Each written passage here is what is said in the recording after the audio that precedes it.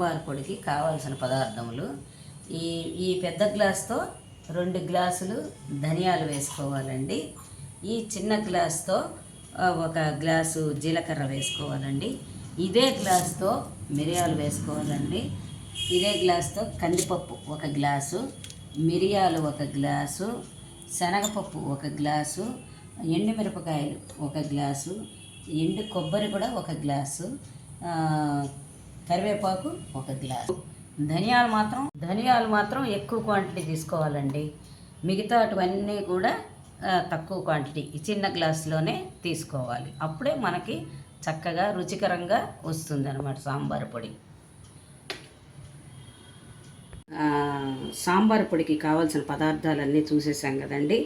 ఇప్పుడు సాంబార్ చేయే విధానము ఏ విధంగా ఉంటుందో నా స్టైల్లో నేను చెప్తాను. ముందుగా ఈ బాణలిని ఒక 5 నిమిషాలు కొంచెం హీట్ చేసుకోవాలండి. హీట్ అయింది. ఇప్పుడు ధనియాలు వేస్తున్నాను. ముందుగా ధనియాలు, దీనికేమి బాణలిలో ఆయిల్ ఏమీ వేయనవసరం లేదండి. ఇప్పుడు కొంతమంది దీంట్లో బియ్యం కూడా వేసుకుంటారండి. దీంట్లో ఈ సాంబార్ పొడిలో బియ్యం కూడా వేసుకుంటారండి.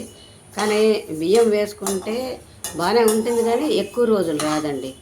అందుకని మేము బియ్యం వేయమండి, ఇవే మాత్రమే వేస్తాము. ధనియాలు కొంచెం వేగిన తర్వాత మిగతా ఇంగ్రీడియంట్స్ అన్నీ వేసుకొని కొంచెం వేయించుకోవాలండి. ధనియాలు ఇవన్నీ కూడా ఎక్కువ మనము వేయించక్కర్లే, కొంచెము ఇలాగా వేడైతే చాలు, అంతేనండి.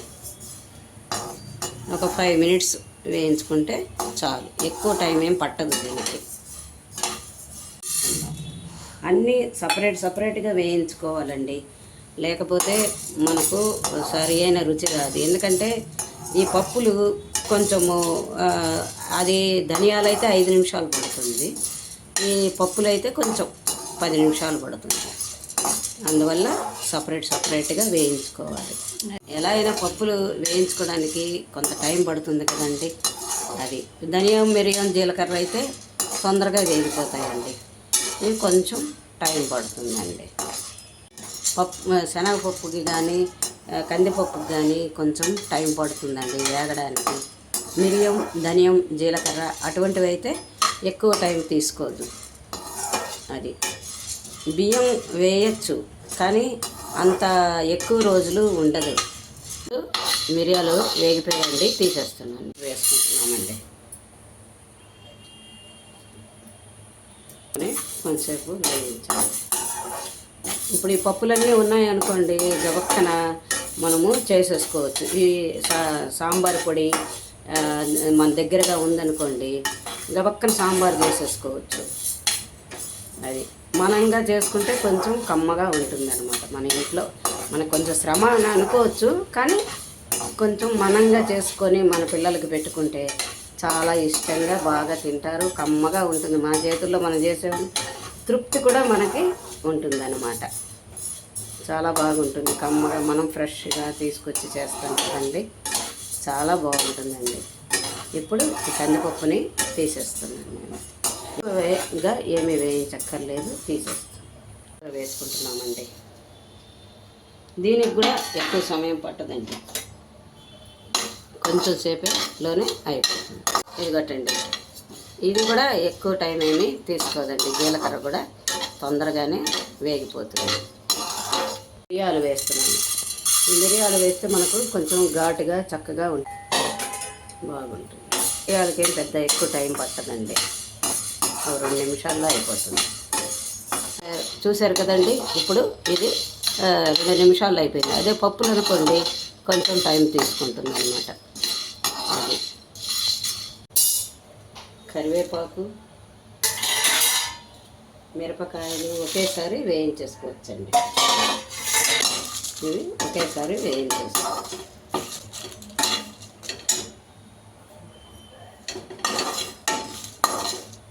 నూనె వేయక్కర్లేదండి, నూనె వేయకుండానే వేయించుకోవచ్చు. నూనె వేస్తే మనకు ఒక రకమైన వాసన వచ్చేస్తుందండి. కొద్ది రోజులుంటే పాడైపోతుంది, వాసన వచ్చేస్తుంది. కాబట్టి నూనె వేయకూడదు. బియ్యం వేసినా కూడా పాడైపోతుంది.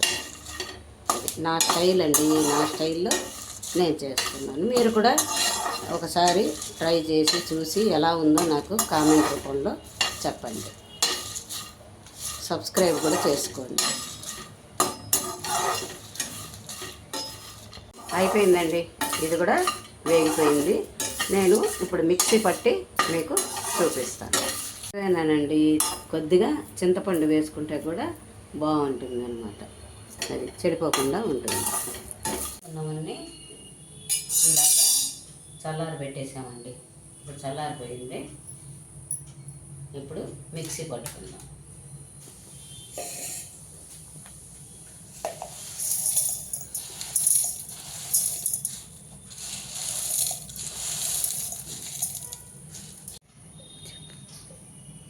ఇప్పుడు ఒక ట్రిప్ వేసేసానండి. ఇంకా ఇప్పుడు ఇంకొంచెం ఉన్నాయి కదా, వీటిని కూడా మనం మిక్సీలో వేసుకుందాం.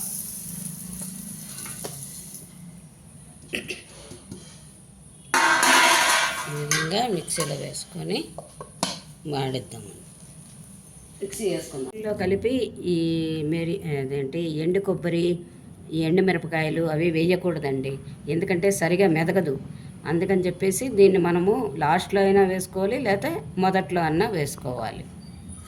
దగ్గర దగ్గర ఒక 1/2 కిలోనో 3/4 కిలోనో ఉంటుందండి. 3/4 కిలో ఉంటుందండి. దగ్గర దగ్గర 3/4 కిలో ఉంటుందండి.